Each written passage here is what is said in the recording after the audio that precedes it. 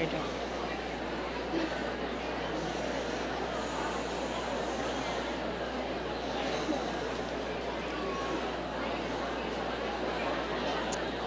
If I were to ask of you ladies here, if you have no pain in your life, please raise your hand.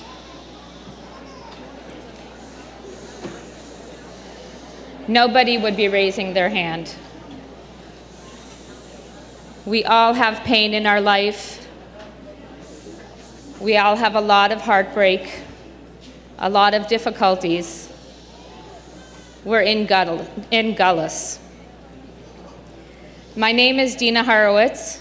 Together with my husband, Yitzi Hurwitz, and 7 children, we were shluchim in Temecula, California for 15 years. Really? On my husband's 41st birthday, he was diagnosed with ALS. ALS is a neuromuscular disease, which as of now there is no cure for. Right now, my husband is 95% paralyzed. He's on a ventilator. He eats through a feeding tube, and he speaks with an eye gaze computer, which is amazing. When I was a kid, I heard a saying, "Learn from the mistakes of others. You'll never live long enough to make them all yourself." I want you to learn from my loss, from my pain, and from my gains, so that you don't have to experience that yourself and you can appreciate what it is you have. I'm going to share with you a few lessons that I have found very valuable over the past few years. The first lesson I like to call is that there are no false gods. With my husband's illness, it's not genetic. There's no environmental aspects of it. There's no allergy to food. There's no doctors to put your faith in. There's only Hashem. This has given us the ability to focus our energy on where it should be and not waste our energy on anger, on frustration, and on hope that doesn't pan out. We all have different kinds of pain. Some people, their pain is obvious and public, and some people's pain is private and hidden. It happens that our pain is public, and because of that, we have received a lot because of that.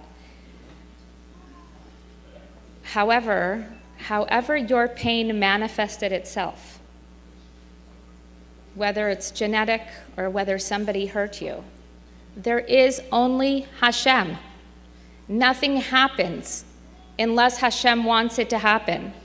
If you were fired from your job, if somebody hurt your feelings, if somebody crashed into you, this is straight from Hashem.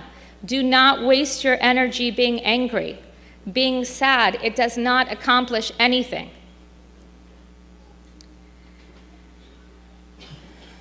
A couple of months ago, my husband wrote a blog about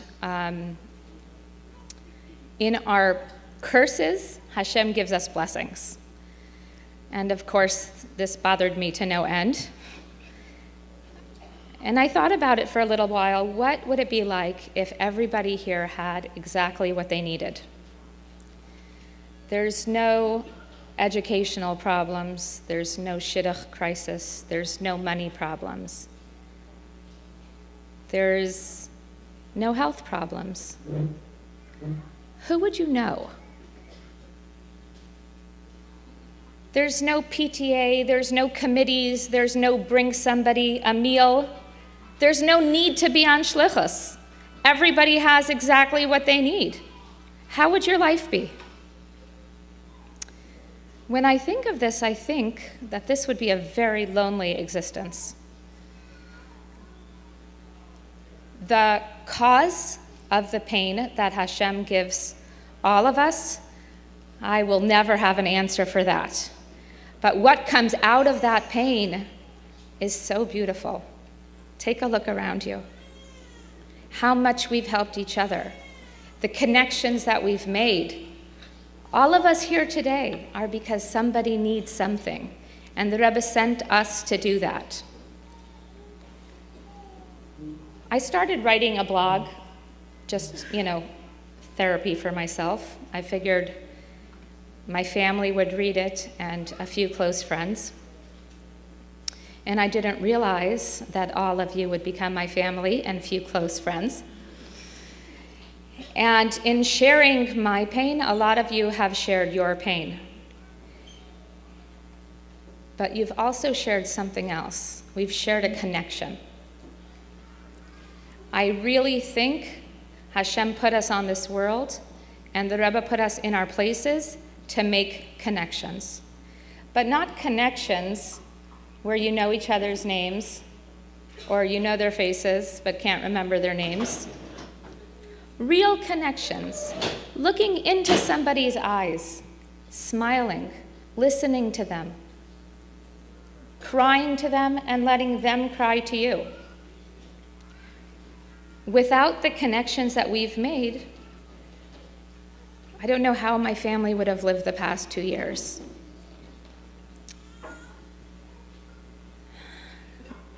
I want to talk a little bit what it means to live. My husband was a dancer, a singer, a guitar player, a teacher,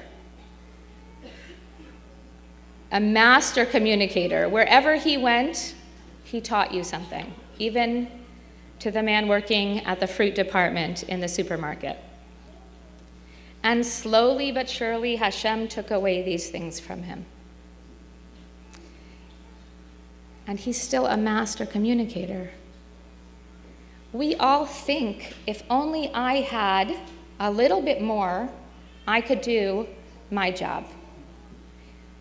If I had a fancier car or a bigger Chabad house, or if I was 20 pounds less, I would be so much better at what it is that I have to do. But the truth is, Hashem gave us what we need right now to do what we have. We have everything we need. Without our arms and legs, without our actual voices, we have our heart and soul, and we have connections.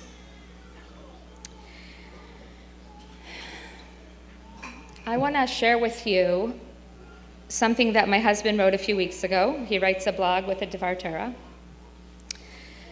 He wrote, "For the past 2 years, I have been in a difficult predicament, which only seems to get worse. Do I pray? Do I cry out to Hashem to heal me? Yes, all of the time. However, the illness has not broken my spirit, because I know that Hashem put me here, and He wants me here.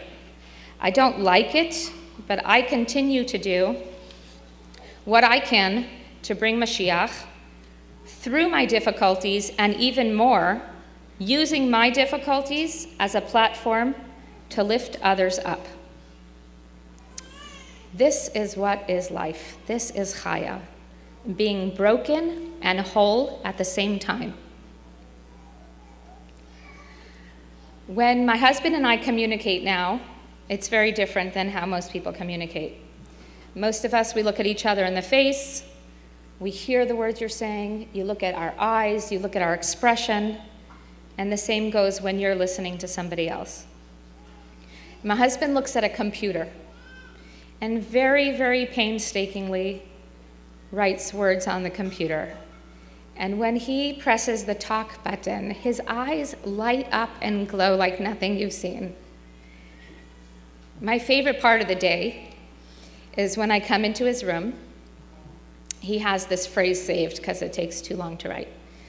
He says to me every day except Shabbos, "Good morning, Dina, my love. I'm sorry you are tired. I love you and I appreciate you." I'm sure that your husbands tell you wonderful things. But talking from the heart is something very different. looking at each other in the eyes and connecting is something very special. When we're connected to our friends, our loved ones, our communities, the connection itself alleviates so much suffering. So here we are at the kinus. We're here to make connections. We're not here to pretend anybody's got a perfect life. Everybody knows everybody has pain in their heart. Speak from your hearts. We're sisters, and we are here for each other.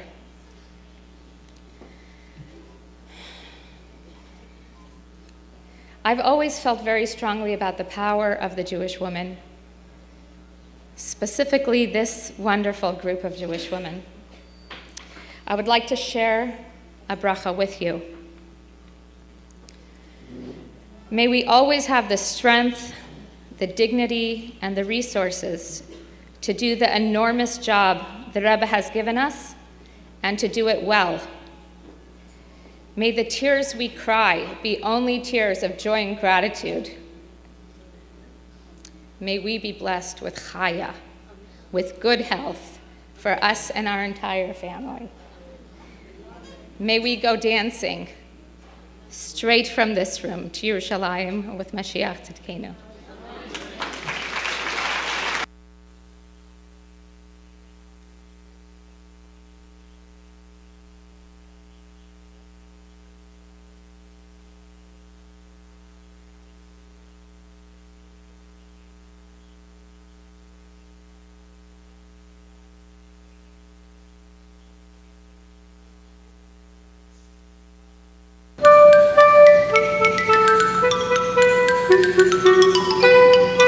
Chaya Mushka Kogan lives in Moscow, Russia.